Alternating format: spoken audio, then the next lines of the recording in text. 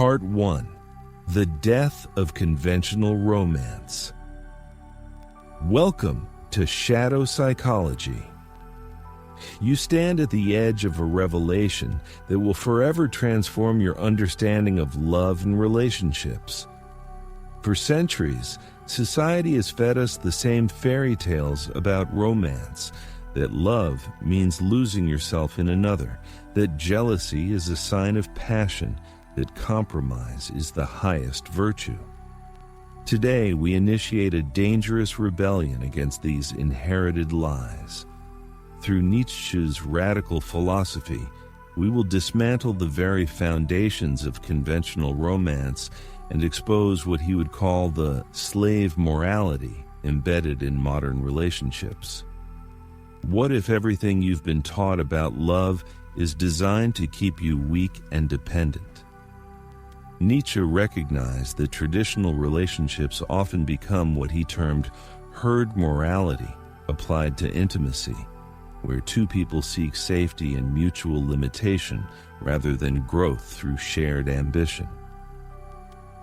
The common relationship model creates what psychologists now call codependency, the mutual reinforcement of weaknesses rather than the amplification of strengths. Your desire for happily ever after might actually be the death sentence for your highest potential. Consider how society programs us for relational failure. From Disney fairy tales to romantic comedies, we're taught that love means completion by another rather than self-completion through relationship. This external orientation creates what attachment theory identifies as anxious and avoidant patterns, the very dynamics that Nietzsche would diagnose as symptoms of life-denying weakness. The strong individual doesn't seek completion in another, but rather chooses partners who reflect and magnify their own strength and vitality. Your journey begins with what I call the relationship autopsy. A fearless examination of your past and present relationships through Nietzsche's uncompromising lens. Take out a journal and answer these dangerous questions. In what ways have you used relationships to avoid facing yourself? How have you compromised your values to maintain connection? Where have you chosen security over growth? This isn't about blame, but about recognizing the patterns that keep you from achieving relational sovereignty. The transformation starts when you stop asking, "How can I find the right partner?" and begin demanding, "How can I become the right partner for myself first, then for others?" This shift from external searching to internal development represents the first step toward what Nietzsche called self-overcoming in relationships. The weak seek validation through partnership. The strong seek partnership as an arena for further self-development. Most relationship advice teaches you how to fit into existing models. We're teaching you how to create entirely new models based on your highest values and aspirations. The death of conventional romance isn't the end of love. It's the birth of something far more powerful and authentic. If you're ready to incinerate the fairy tales and build relationships worthy of your highest self, subscribe now. The most dangerous transformations begin when we stop following love scripts and start writing our own. Part 2. Will to power in intimacy. The conventional view of love teaches us to see intimacy as a sanctuary from the world, a soft place to land after life's battles. Nietzsche offers a radical alternative. Intimacy as the ultimate arena for the expression of will to power. This isn't about domination over your partner, but about the shared journey of self-overcoming, the relentless pursuit of becoming more through relationship than you could ever become alone. The will to power in intimacy manifests as the courage to be fully seen, to confront uncomfortable truths together, and to use the friction of difference as fuel for mutual evolution. Most relationships operate on what attachment theory would call secure anxiety, the unspoken agreement to never challenge each other's comfort zones too dramatically. The Nietzschean approach embraces what we might term productive instability, the conscious willingness to disrupt harmony in service of growth. That difficult conversation you've been avoiding, the boundary that needs setting, the dream you're afraid to share, these are not threats to your relationship, but opportunities to exercise your will to power together. The energy you spend maintaining superficial peace could be powering your mutual transformation. Practice begins with what I call intimacy alchemy, the conscious transmutation of relational friction into developmental fuel. When conflict arises, instead of seeking quick resolution, pause and ask, what strength is this moment calling us to develop? What deeper truth is trying to emerge through this tension? The argument about household chores might actually be about respect. The disagreement about social plans might conceal different visions of freedom. The will to power means having the courage to mine these moments for their hidden gold rather than simply smoothing them over.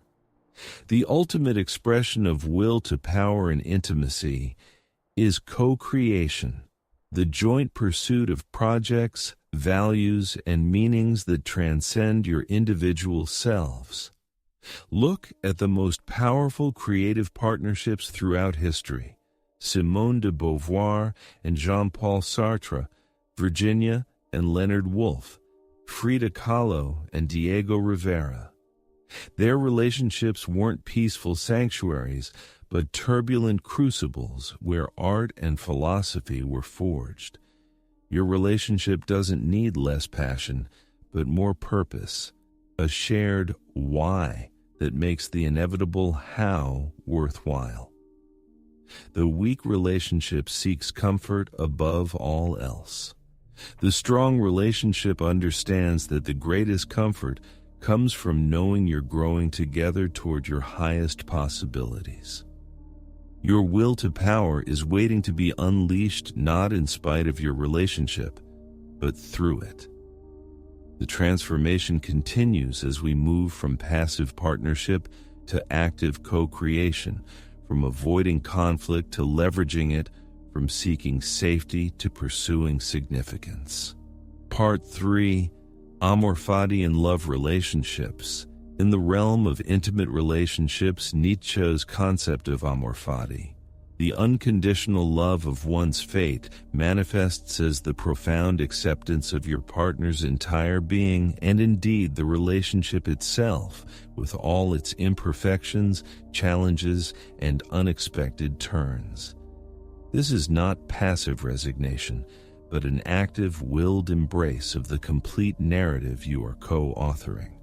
Where conventional love often seeks to edit out the difficult chapters, the conflicts, the differences, the growing pains, Amor Fati invites you to fall in love with the entire story, including the parts that demand courage and resilience. It is the recognition that the very obstacles you face are not interruptions to your love, but integral elements shaping its unique character and depth.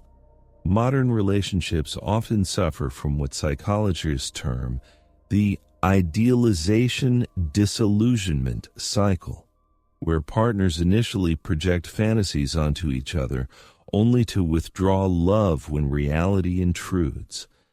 Amor Fati shatters this cycle by encouraging you to love the reality of your partner, not the fantasy. Their stubbornness becomes the other side of their determination. Their sensitivity mirrors your own capacity for depth. Their past wounds are the very experiences that carved them into the person who now stands before you. This radical acceptance doesn't mean ignoring problematic behavior, but rather understanding it within the broader context of your shared journey and individual paths of becoming. Practice Amor Fati through the daily ritual of fateful gratitude. Pi. Each evening, share with your partner one specific challenge or friction point from the day, a misunderstanding, a difference in opinion, a moment of tension, and express genuine gratitude for it. Articulate how this difficulty is contributing to your individual and collective growth. For example, I am grateful for our disagreement about finances because it forced me to confront my own fears about security and abundance. This practice transforms resentment into appreciation and conflict into curriculum, ensuring that every experience, no matter how uncomfortable, adds value to your relational ecosystem. Extend this loving acceptance to the relationship's own life cycle. Many partnerships falter because they cling to a specific form or phase. The initial passion, the comfort of routine resisting the natural evolution into something new. Amor Fati means loving each stage of your connection, the fiery beginning, the challenging middle, the peaceful maturity, and even the potential ending, if that becomes your fate. It is the trust that whatever form the relationship takes, it serves your higher development. This perspective liberates love from the tyranny of permanence and allows it to be a dynamic, ever-unfolding exploration. Ultimately, Amor Fati in love leads to what Nietzsche might call Dionysian partnership, a relationship that embraces the full spectrum of human experience, from joy to sorrow, order to chaos, creation to destruction. It is a bond strong enough to withstand the terrifying and magnificent truth of two whole individuals choosing each other again and again, not out of need or fear, but out of a shared, ecstatic yes to the reality they are building together. This is the sacred and dangerous art of loving one's relational fate, a love that does not seek to control, but to co-create with life itself. Part 4. The Ubermensch approach to partnership. The conventional model of partnership often demands the dilution of individuality for the sake of harmony, creating what Nietzsche would scorn as a fusion of weaknesses. The Ubermensch approach to relationship rejects this paradigm entirely, proposing instead a union of sovereign individuals, what we might call a collaboration of strengths. This is not about two halves making a whole, but two wholes choosing to create something greater than the sum of their parts. The Ubermensch partner understands that true intimacy flourishes in the space between two self-possessed beings, not in the enmeshment of incomplete selves seeking completion through another. In the Ubermensch partnership, the primary commitment is not to the relationship as an institution, but to mutual becoming. Each partner serves as both mirror and catalyst for the other's self-overcoming. This requires the courage to speak uncomfortable truths, to challenge each other's self-deceptions, and to hold space for the difficult transformations that genuine growth necessitates. Such relationships are not always peaceful.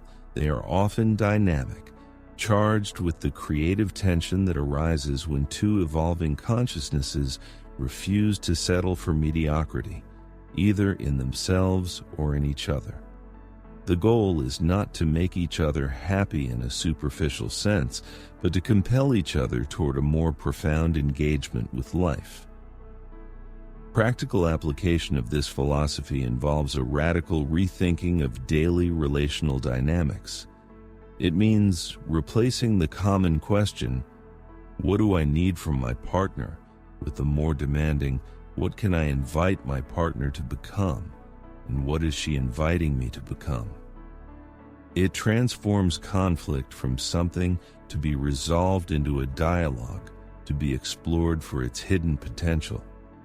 A disagreement about how to spend a weekend is no longer a petty squabble, but a philosophical inquiry into competing values of rest, adventure, connection, or solitude. The Ubermensch partnership is a continuous living workshop in which the very fabric of reality, values, meanings, purposes, is open for co-creation. This path demands a high degree of emotional and philosophical sovereignty. It requires that each partner derive their sense of worth and purpose from within, making the relationship a choice of abundance rather than a need of lack. The dependency that traditional romance glorifies is seen here as a subtle form of slavery. Instead, the Ubermensch partners engage in what can be described as a loving opposition, a respectful, passionate, and ongoing dialogue where differences are not threats, but the essential raw material for forging a shared vision that is richer and more complex than either could conceive alone. The relationship itself becomes a work of art, a testament to the human capacity for creating meaning, beauty, and power through the conscious, willed communion of two free spirits. Part 5. Eternal Recurrence in Love, the Ultimate Relationship Test. Nietzsche's thought experiment of the eternal recurrence reaches its most profound and terrifying application in the realm of love and relationships. Imagine a demon whispered to you one night that every moment of your relationship, every kiss, every argument, every silent breakfast, every tearful reconciliation, every act of tenderness, and every instance of neglect would repeat itself in exactly the same sequence, over and over, for all eternity. Would you fall to your knees in despair, or would you gaze at your partner with a fierce, triumphant yes? This is not merely a philosophical exercise. It is the ultimate litmus test for the quality and depth of your love, a ruthless mirror held up to the daily reality you are co-creating. Most relationships are built on a foundation of selective memory and future projection. We endure difficult phases by promising ourselves this will pass, or we tolerate mediocrity by fantasizing about a better future once things change. The lens of eternal recurrence shatters these escape mechanisms. It demands that you evaluate the present quality of your connection, not its potential or its past highlights. That quiet resentment you're carrying, the joyless routine you follow, the unspoken disappointment. Under eternal recurrence, these are not temporary states, but eternal truths. The sheer weight of this awareness forces a profound honesty. It asks the most dangerous question of all. Are you building a day-to-day reality with this person that you would willingly inhabit forever? This philosophical framework transforms mundane relationship choices into moments of cosmic significance. The decision to scroll through your phone instead of engaging in conversation is no longer a minor lapse. It is a brick in the edifice of your eternal relationship. A harsh word spoken in frustration becomes not just something to apologize for, but a moment you must be willing to eternally reaffirm. Conversely, a small, unexpected kindness, a shared laugh in the face of a bad day, a conscious choice to listen deeply, these become luminous, eternal monuments. Love under this light is no longer a vague sentiment, but a relentless daily practice of crafting moments worthy of infinity.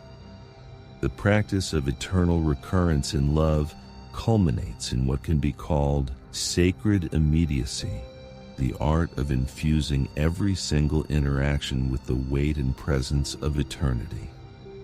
It means looking at your partner across the dinner table and truly seeing them, not as the person who forgot to take out the trash, but as your eternal companion in a cosmic dance.